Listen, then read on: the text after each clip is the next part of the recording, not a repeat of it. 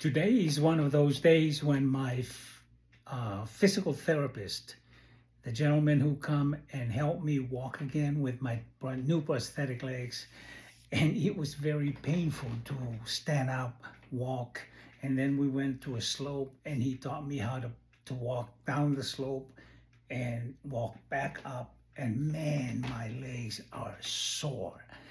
And yet, having him around helped me in my discipline and in my recognition that I need to push myself. And so today he said to me, today is one of those days that I need to have a serious conversation with you. So it's one of those progressive things that he talked about, and he had me walk inside my house and walk to the bathroom. And he said, now you go to the bathroom this way, do you? And I said, yeah, that's what I do. And so he said, this is what we need to start doing for you. And so it was learning new things, but it also gave me hope in that it won't be long before I can leave the comfort of the wheelchair, because I have noticed in the last couple of weeks, although I was starting to walk again, I was more comfortable sitting on the wheelchair, sometimes for 8 to 10 hours, because it's comfortable. And when I want to go somewhere else, I can just wheel myself there and know that it's not a fast way of getting there, but I will get there. And there's a subtle mindset, a subtle setting of the mind. And I have often wanted to know how and what it would be like to get up, walk outside, get up, get in a car and go to a park and just walk outside the park. But before that happens, there's a whole series of steps. He had me doing balancing, and I stand on my two legs, because now I have two prosthetic legs, but it's a very different way of balancing, because you're trying to balance on two prosthetic legs. I remember what it was like to stand to balance with one good leg and one prosthetic leg. That was a whole lot easier. But my goodness, having to stand up, and I have to stand with my back on the wall. And I can trust leaning back because the wall is there to hold me up.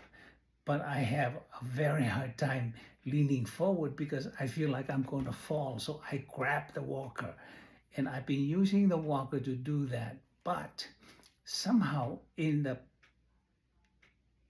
end result of this whole process of training and process of learning how to walk, how to balance, is where I will come to a place where freedom and independence is a very powerful motivation for the future.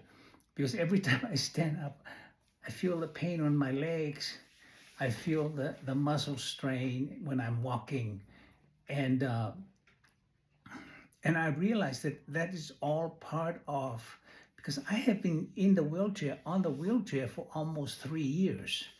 And sitting on the wheelchair, I come to my office, and when I have my camera and my phone next to me, and so every time I have a good idea, I sit on the side, I turn to the side, turn the camera on, and talk.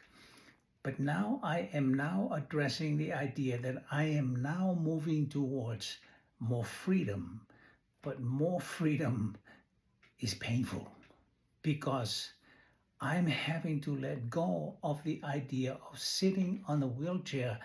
And besides, the wheelchair is becoming a very good comfort. But I realized in the last couple of days as I'm sitting here, man, I have depended on the wheelchair too much.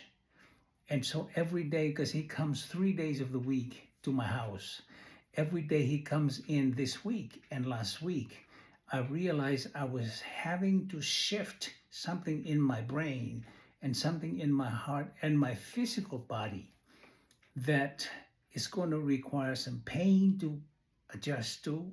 It's going to require some balancing act and some mental gymnastic in my mind to know which one am I going to trust because I still couldn't feel my feet very well.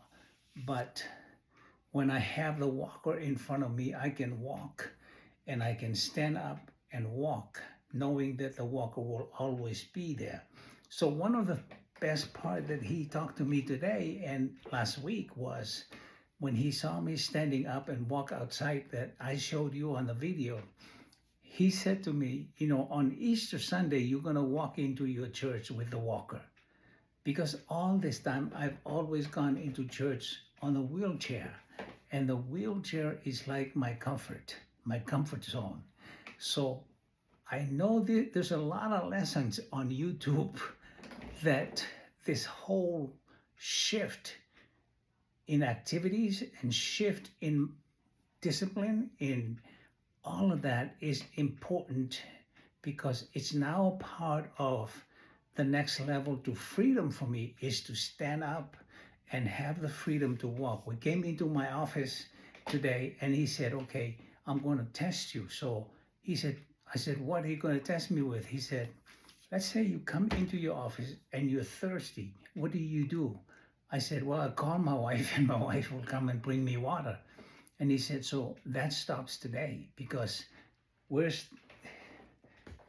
he went and got my cup of water and he said, okay, so the walker has a pocket in there that I can put this in there. And then I walk to my kitchen and put my water in there. And then that's another whole process where I have to go and balance again on the sink in the kitchen to open this because you take for granted that when you sit down on a wheelchair, you can open.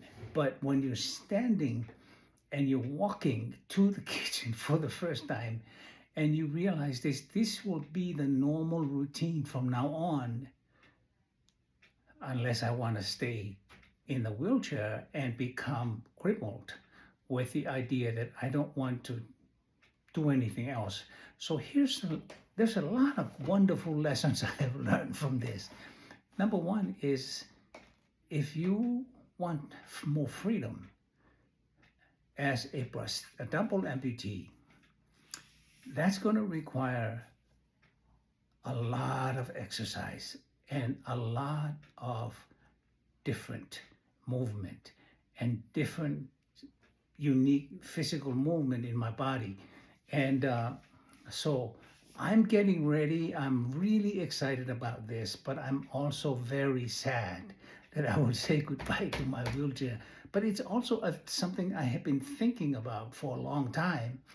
I wonder what it would be like to let go of the wheelchair and begin to function on my own with my own two legs. Well, I'm right in the starting point of that process. And it's very interesting. Have you had any physical limitations where you went there and then somebody helped you to get back to normal? Well, that's really what this whole thing with the process of walking again, because it's freedom is not just an idea that comes to your mind and it goes away.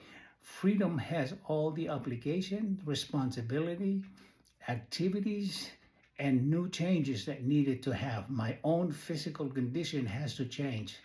Because I noticed as I was walking outside on my driveway and down a little bit of a slope, man, I was out of gas. Because I have not used my leg for almost 2 years. I have not used my leg to walk. And so the muscles on my legs, right on top of my knees, are strained with pain. But it's part of the next level. I want to encourage you in your journey and in your life today. There are some things that we have been doing for so long that it becomes natural and it becomes harder to depart from or walk away from. Imagine a 73-year-old that has never had prosthetic legs, two prosthetic legs before. And now I'm having to relearn how to stand up, how to take a step, how to lean on the walker as I'm walking outside, and how to come into my office, and then how to take this, put it in the pocket, go to the kitchen, put my hand on the sink, and then one hand on the sink and the other one to open so that I can get some water. It's a real, every change require new responsibility. New responsibility means one more step or two more steps towards freedom. By the way, this is Soseni Leao. I would love to ask you to please subscribe to my video and like it and share it. And 21% of the people who watch my videos subscribe. 79% do not. Could you please subscribe to my video, like it, and share it with your friends so that every time I upload a new video, you will be notified by YouTube. Thank you very much. Bye-bye for now.